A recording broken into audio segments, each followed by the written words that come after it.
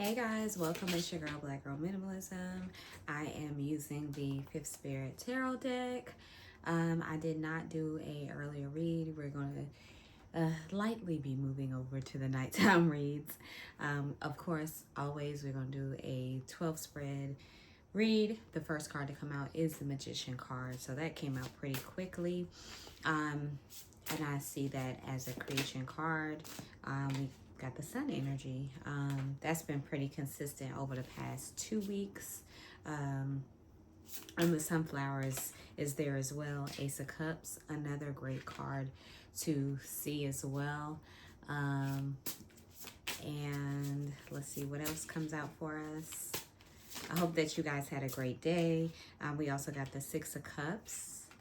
We received the Nine of Pentacles, which I see that as an indulgence card, the Tower card, the Page of Wands. I see this as an idea card. So maybe speaking to a specific idea that you're working on.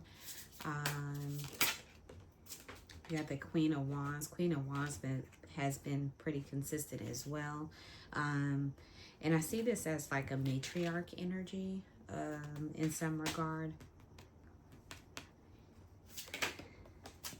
We also received the Four of Pentacles. Four of Pentacles has also been coming up for us very consistently. Grounding energy, talking to your money as well.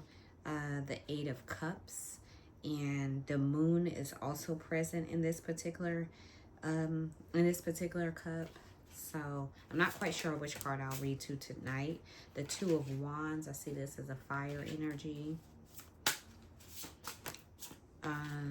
We also received the King of Wands. I haven't yet received the King of Wands. I don't think so, or read to it. And red is coming up in this card as well. So I'll put it up to the screen so you guys can see it. The Six of Wands. We've been getting Six of Wands too. I'm gonna pick two more cards, and then I'll stop there. So we also received the Temperance card. Temperance has been in the read very heavily. And the World card. And then we received the Death card, but I see this as a rebirth energy. And the Crescent Moon is also present. The Crescent Moon alongside the Queen of Wands is also, they both have the butterfly that's present in this particular card. So they're both holding up the butterfly. If you look at it, both next to the Elder that's specific in each of these cards. So maybe it's the yellow is specific to an elder, maybe an older woman in your particular familial makeup. Might be very significant, like a grandmother. I just see this as a grandmother energy. So that might be particular there for you. So this read the cards came out pretty quickly, so I can just get to actually reading the cards. So let's start with the Queen of Swords. Being that it came out, I can see it in two different ways, two different manners. So the Queen of Swords is not numbered, but I have been using these cards pretty often, so I can get to it. Queen of Swords is the adept at the matters of the head and the heart. So maybe working with like being in between a particular decision that involves your head and your heart. The balance, they balance their intellect and emotion with flexibility. Listening to both but controlled by neither. No stranger to grief, trauma, or heartbreak. The Queen is a survivor. And heartbreak, this Queen is no stranger to grief, trauma, and heartbreak. This Queen is a survivor. Perceptive and intuitive, analytical and empathetic. They cut through the bullshit straight to the truth. So they're pretty straightforward, and they'll help you to do the same. If you can handle, maybe you're having trouble with the way in which you're vocalizing your particular opinions or things that you want to say. So it might be calling on this particular person to help you to get those opinions across, and or voicing your particular how you feel about something in a way that's more strategic. This queen doesn't mess around. When this card appears, is serious self-awareness time. So it's asking you to maybe tap in into your internal being, so that what's coming out can be received well. Get clear on what's going on your insides, and check in with your thoughts and your emotions. Make sure that they're communicating nicely, even if they don't always agree. So that means, like, the way you might say something, and maybe it might not be maybe someone might not take it in the best way, but the way in which you can say, the way in which you say it to that person, might need some extra thought, in which what you're trying to say can be delivered in the right way, if you get what I'm saying. I hope that came out right. They can also be a call to be honest with yourself about how your needs, how you feel about yourself, about your needs. You may need to establish better boundaries to safeguard your emotional well-being, or to have a tough love conversation with yourself or someone else. But don't let your heart become callous. The mind is intuitive and heart intelligent. They work most powerfully together. So they need each other to come together in order for it to be orchestrated in the best way. The next thing that I'm going to read into is the Magician. So this particular card is a major arcana in this particular deck, which is number 1 in the deck. So all the major arcanas are numbered for this deck. So the Magician,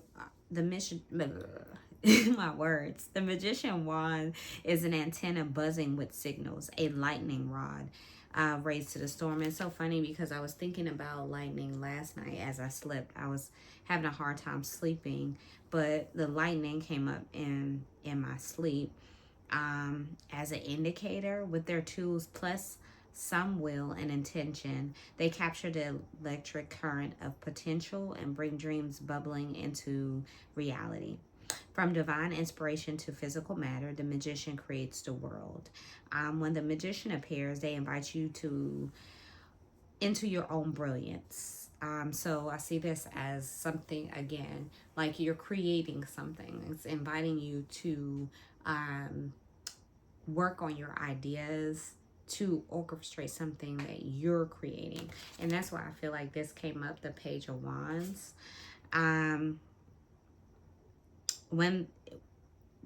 So what if you're not an artist, an engineer, fill in the blank? The Magician says if it excites you, do it anyway. So it's like stepping out on faith. Be curious, be weird, be original, be individual. When you're the Magician, there's no comparison because there is no other. So only you can do what you do. You know what I'm saying? Like, it's only one of you. So, like, maybe somebody else might be doing something else that you might be doing as well. But the way in which you do it, they're not gonna do it. You got the sprinkle. You got the juice. You got the juice, baby. You know what I'm saying? So there's only you singular as an unpraised wand. So, like, I don't know why I'm seeing like Cinderella, but you're your own fairy godmother, you know?